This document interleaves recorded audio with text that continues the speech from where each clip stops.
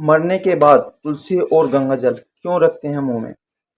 एक समय की बात है। एक बार माता पार्वती भगवान शिव से कहती हैं, हे प्रभु, मेरे मन में एक शंका है, कृपया मेरा मार्गदर्शन करें। तब भगवान शिव बोले, हे देवी, क्या है तुम्हारी शंका, कृपया बताओ। तुम्हारी शंका का निवारण करके हमें प्रसन्नता होगी। तब माता पार्वती कहती हैं, हे प्रभु, जब कोई मनुष्य मृत्यु के बाद तुलसी पत्र का जल अपने मुख में पाता है तथा तुलसी में जल देने से क्या होता है तथा उसे मनुष्य को कौन से फल की प्राप्ति होती है। तब भगवान शिव कहते हैं, हे देवी, तुमने जो प्रश्न पूछा है वह समस्त मानव जाति के कल्याण हेतु अत्यंत उपयुक्त है। हे देवी, तुलसी पत्र से संबंधित मैं आपको एक पवित्र कथा सुनाता हूँ। आप इस कथा को ध्यान से सुने। तब माता पार्वती कहती हैं, हे प्रभु, मैं इस कथा को पूरे ध्यान से सुनूंगी और लोक कल्याण हेतु इस कथा का प्रचार भी करूंगी। तब भगवान शिव कथा सुनाना आरंभ करते हैं। हे देवी, गंगा तट के किनारे एक भील परिवार रहता था, जिसमें 5 भाई अपनी बहन के साथ रहते थे। उनके माता पिता किसी बीमारी के कारण गुजर गए। बहन सबसे छोटी थी और वह मेरी बहुत बड़ी भक्त थी। वह हर दिन सुबह तुलसी में जल चढ़ाती थी, इस रूप से पूजा पाठ करती थी। यह पांचों भाई हर रोज जंगल में जाकर शिकार करते थे और जो भी मिले उसे घर लाकर पकाकर खाया करते थे। उनका यह नित्य काम था।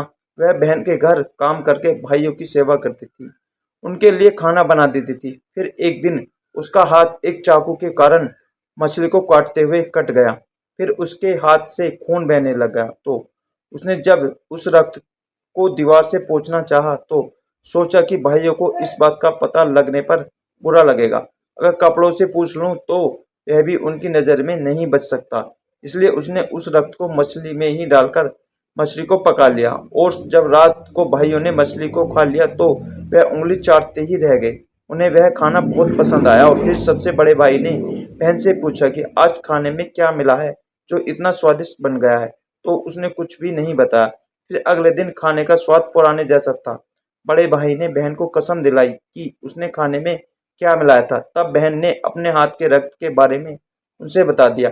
तब बड़े भाई के कुटिल दिमाग में एक बड़ा ख्याल आया कि वह अपनी बहन को ही मारकर खा जाए, क्योंकि उसके रक्त की चंद बूंदें ही इतनी स्वादिष्ट हैं, तो फिर उसका मांस कितना स्वादिष्ट और मुलायम होगा। फिर अगले दिन भाई ने अपनी वह कुटिल योजना सारे भाइयों को बताता है और सबसे छोटे भाई को छोड़कर सारे भाई राजी हो जाते हैं।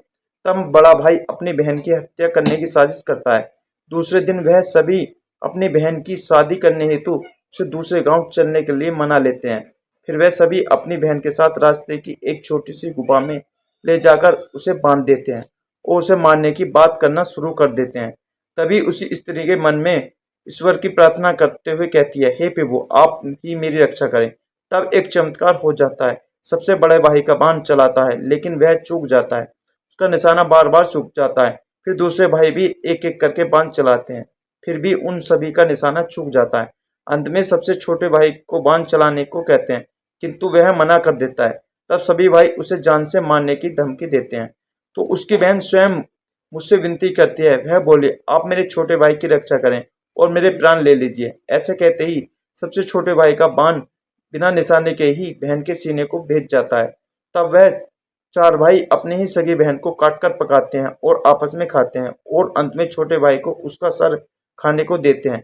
वह अत्यंत दुखी होकर मन ही मन बहुत रोता है और उसने अपने कपड़ों में एक मछली का टुकड़ा छुपा कर रखा था, तो उसने उस मछली को ही खाने में मिलाकर खा लिया। खाते समय उसने अपने पात्र के नीचे एक छोटा सा गड्ढा खोदकर उसमें अपनी बहन के सर और हाथ पैर के टुकड़े डाल दिए। फिर वह सब वहां से चले जाते हैं। फिर दूसरे दिन छोटा भाई इस जगह पर आकर एक बांस का पेड़ अपनी बहन की याद में लगा देता है और उसे रोजाना पानी देता है। इस तरह कुछ दिन बीत जाने के बाद एक साधु उसे बांस के पास मलमूत्र त्यागने हेतु जाते हैं, तो वहां से आवाज आती है, हे साधु महाराज, आप इस जगह पर मलमूत्र का त्याग न करें। तभी वह साधु आश्चर्य से एक बांस के टुकड़े को काटकर अपने साथ रखते हैं और उसके एक बांसुरी बना लेते हैं। जब भी वह साधु बांसुरी बजाता है तो उसमें से एक स्त्री की सुंदर गाती हुई आवाज आती थी। वह साधु उस बांसुरी को बजाते हुए अपना जीवन यापन करने लगता है। कुछ समय बीतने के बाद वह साधु उस बड़े भाई के घर गया तो उस बांसुरी से आवाज आने लगी, इसी दुष्ट ने मेरी हत्या की है। ऐसा सुनते ही बड़ा भाई घर से भागते हुए आया और उसने उस साधु को अपने द्वार से आगे भगाया। फिर इसी तरह वह साधु उन 4 भाइयों के द्वार पर जाता है, किंतु वह सभी साधु को वहां से भगा देते हैं।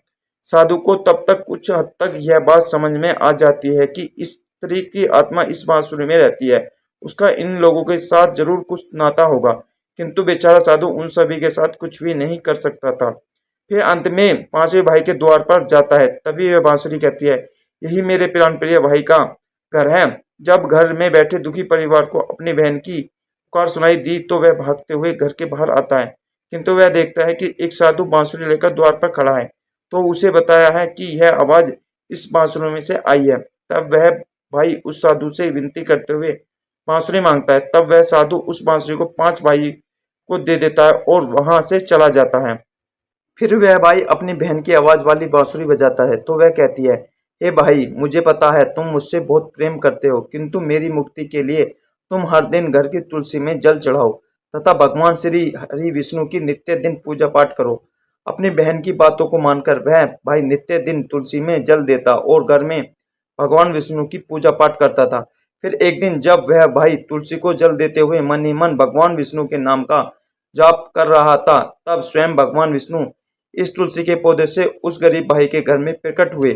फिर वह भाई तुरंत भगवान विष्णु के शरण में आया और सच्चे मन से स्तुति करने लगा। तब भगवान विष्णु ने उस भाई को तुलसी पत्र का जल उस बांसुरी में डालने को कहा और उसने भगवान विष्णु का नाम लेते हुए उस बांसुरी में तुलसी पत्र जल डाला, तो भगवान विष्णु के आशीर्वाद से उस स्त्री का पुनर्जन्म होकर वह स्वयं उस बांसुरी से बाहर आ गई।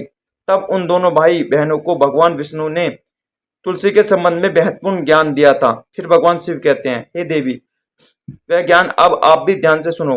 तुलसी को देवी लक्ष्मी का ही रूप माना जाता है। तुलसी में हर रोज जल चढ़ाने से जीव की सभी परेशानियां दूर होती हैं और सुख शांति आती है और धन का लाभ होता है। तुलसी में जल चढ़ाते समय चंदन का तिलक लगाना शुभ माना जाता है। तुलसी में जल चढ़ाने का सही समय सूर्योदय से लेकर उसके 2-3 घंटे बाद तक का ही होता है। तुलसी के पौधे में रविवार को जल नहीं चढ़ाना चाहिए। मंगलवार को तुलसी में जल चढ़ाने से भगवान विष्णु और देवी लक्ष्मी दोनों ही प्रसन्न होते हैं।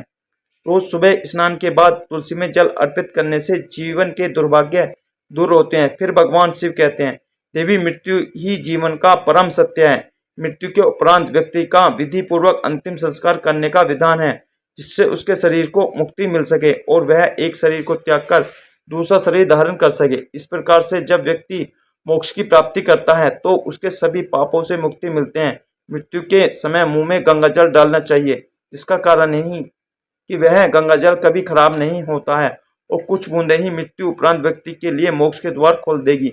मृत्यु के समय व्यक्ति के मुख में गंगा जल डालने से उसके कई शारीरिक कष्टों से मुक्ति मिल जाती है और आसान मृत्यु मिल जाती है।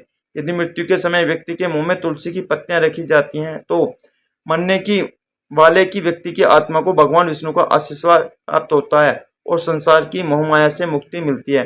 वहीं शारीरिक के सारे कष्ट दूर हो जाते हैं और आत्मा सभी बंधनों से मुक्त हो जाती है। तुलसी के नाम से ही यमलोक में जो कष्ट देने वाले राक्षस हैं वह शांत हो जाते हैं और यह मार्ग आसान हो जाता है तथा मोक्ष मिलता है। इसलिए मोक्ष के लिए गंगा जल और तुलसी का सेवन मृत्यु के समय किया जाता है। वीडियो अच्छी लगे तो वीडियो को लाइक करें।